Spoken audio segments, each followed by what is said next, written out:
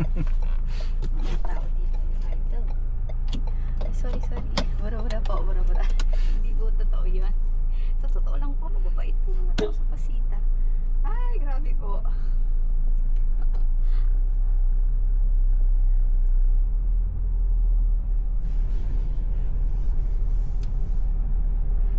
Mas okay yung amoy niya kasi yung nasa bahay. Parehas ba yun? Hindi, magkaiba. Baliktad mo na lang or Magkaibang brand. oh, yung masangsang yung after effect niya na sa una okay, pero yung may tinatawag nila silang second layer na ano. Ay, diba ang galing first time mo ate. Ngayon lang po kasi ako nakasakay sa ganito.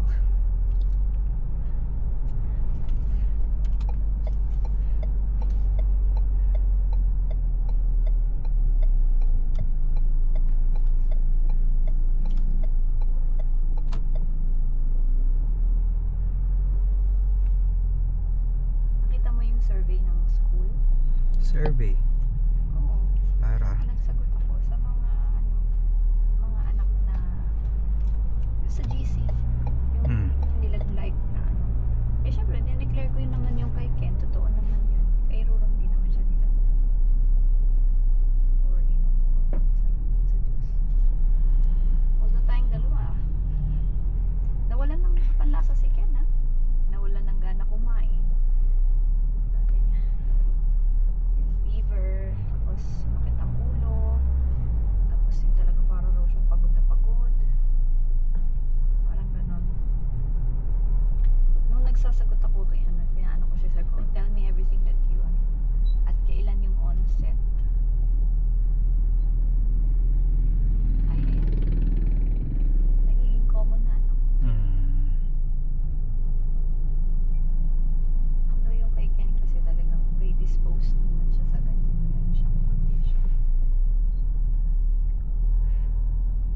Itong huli nga parang namayat siya. Yung sigla, yung mata niya parang pinagmasdan mo siya. Tsaka naka-hunch na yung likod mo gano'n. So parang talagang ano siya, hirap. Ayun, nahirapan daw siyang huminga. Wala. Unang araw, pangalawang araw. Sa iyo naman, body ache as in extreme. Tapos nilagnat ka rin, di ba? Agad mong nalabanan, ano? Ayoko na lang pansin. Hindi mo pinansin. Pero nagsuka ka rin. Sa pagkain. So hindi yan. Palagay mo hindi yan connected. Pagkain.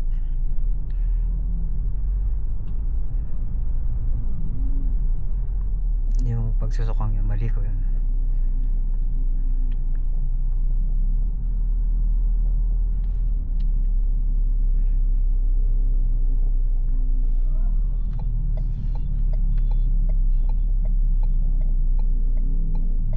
Pinakita ko kay mami yung grow bag ng Pasig. Ang ganda. Ganyan. Antay lang tayo. Baka magbigay din si dito sa San Pedro. Kasi kailangan mo ng pondo doon.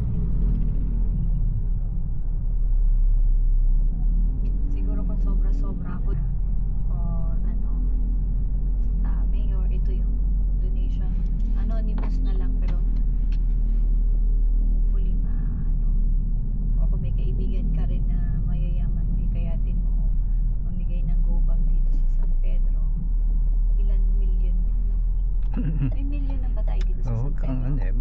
Ang ano yung mula, let's say pasita tagal na. Huwag mong Lalahatin. Huwag mo nang lahatin lahat. Pero yung Pasig, ilang tao? Malaki yung Pasig.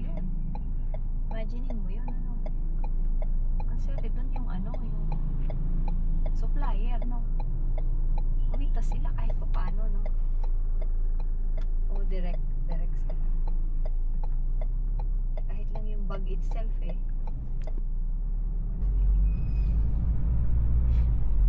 So, ano yun? Per family yun. Ang bigayan. Ilang pamilya ang meron?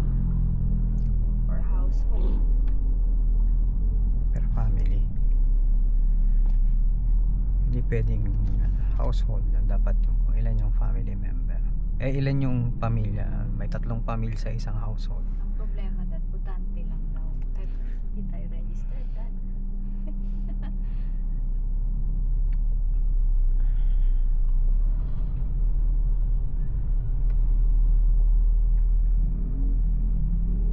$190 million ng Pilipino. Yung? 190 million buong Pilipinas. Yun yung recorded na stats as of present. Magto 200 million na tayo dad. Baka by next year 200 million na yung Pilipino. Iba pa yung nasa ibang bansa yata eh. O counted yun. Iba yun ah. Meron ng isang bansa, sa Singapore yata, 4 million ng Pilipino doon. Parang konti lang ako kung saan ba yung lokal. Hindi siguro. I doubt. Pero imagine mo yung workforce na yun na sabihin mo ng 50% doon or 80% doon professional. Halimbawa lang. Or able, may mga skill na halimbawa kagaya din ng kaalaga, yung kumaga able-bodied, no? Hindi pa bigat, kumaga lahat nagtatrabaho yung solid yung 4 million na yun. Imagine mo yan, no? Nagagawa para sa bansang yun. Kahit nga ano yung mga lahat ng call center sa kanila na. Bakit? Yun yung next target ni Trump. Hindi, wala na dito. Oo. Tanggalin dito. Malaking dagok yun. Siguro yung mga pinaka-boss, dadali na doon, no? I don't Matalino know. yung kumpanya. Sayang eh, halimbawa, ilang years of experience na pag-handle, as willing naman na mag-take ng hindi ganun kalaking salary. Hindi mo na i-train. Malabo yun. Malabo na. Sabagay, papahirapan din ng US na ma-approve yung mga visas na.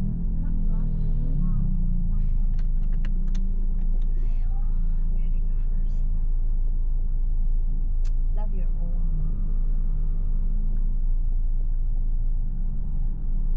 Ba't ba nagsisiksikan doon? Maluwag pa naman dito. Di ba? Sa Manila na lang, densely populated.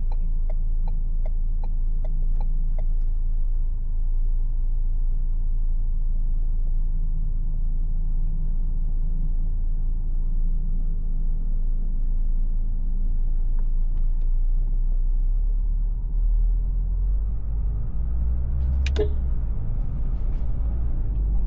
the world was ending. Wala ako pwedeng kumanta. Bawal itutug. Makaka-copyright ka.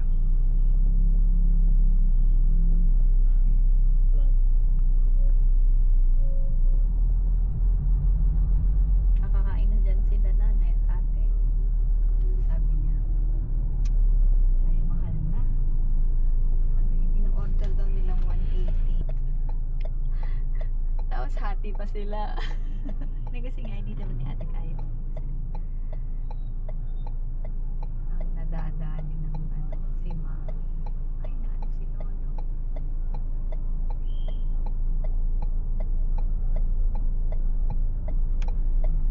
Bilisan mo yung bus.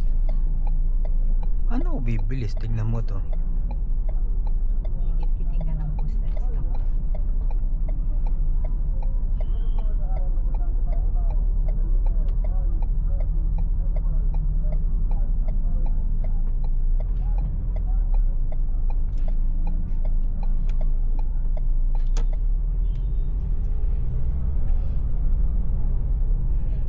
Sorry, nakialam. Si Mrs. Iyan ko sa Hindi. Ano? Pag pinilit natin yung mga alanganin.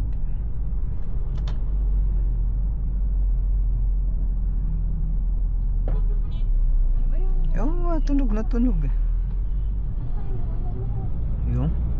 Pagbango. Teka, kailangan may cushion. Lagyan ko ng something. Pwedeng ito muna. Sige. Ito. Nakaka-distract. Tingnan natin kung okay yan.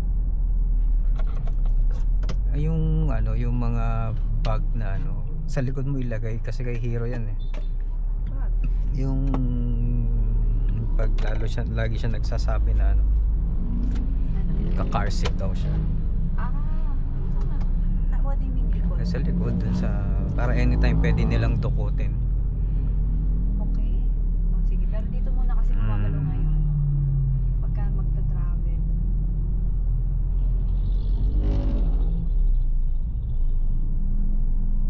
Isip ko nga, pwede tayo umuwi.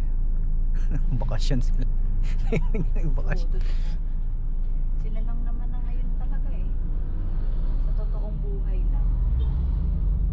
Kaya ang ginagawa ng iba for content, yung mga anak, homeschool na lang. Hindi kasi yung mag-asawa, ang content nila is ganun. Yung van life or gustong kasama yung mga anak. Dami nga nagba-van life ngayon. Van life. Kasi nakaka-stress na. Tapos Kabagay. for what, di ba? Mapakahirap ka, tapos at the end of the day, ikaw pa rin yung when shit hits the fan, sino ba ang kagaya nun sa driver? Sino ba yung, okay, nanakit siya kasi, no?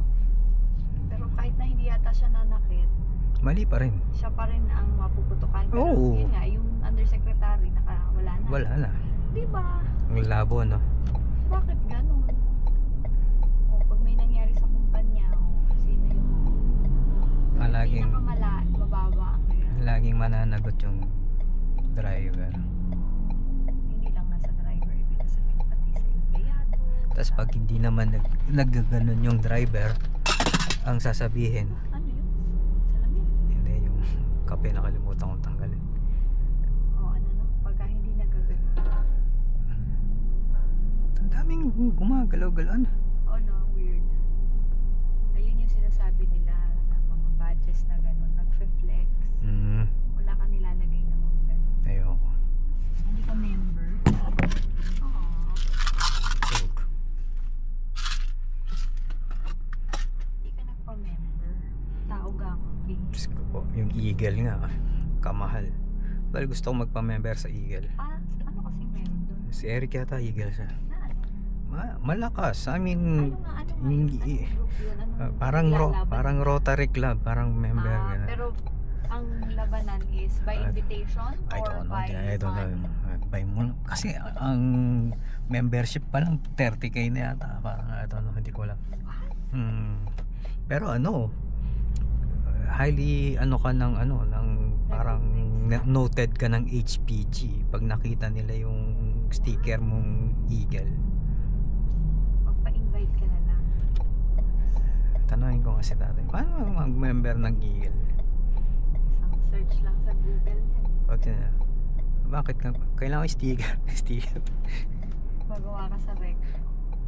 Hindi. Bawal yun. Eagle. Bagay, masarap tingin maging part ng isang group. Nung kwento ko na sa'yo nung medrep ako. Siguro yung mga doctors ay part ng Rotary Club. So yung mga ka-close nilang mga medrep, edi matatagal na mga boss na nire-recruit din. Parang kailangan din yata nila mag-recruit or something. Tapos may bayad ha. Edi one time, parang in-invite lang ako for hindi ako naging member. Parang parang kung magugustuhan, ganun. Tsaka talagang may meeting. As in, meeting talaga na regular. Regular as in, meron ng dito sa Laguna chapter, merong iba-iba. Santa Rosa, merong ganun.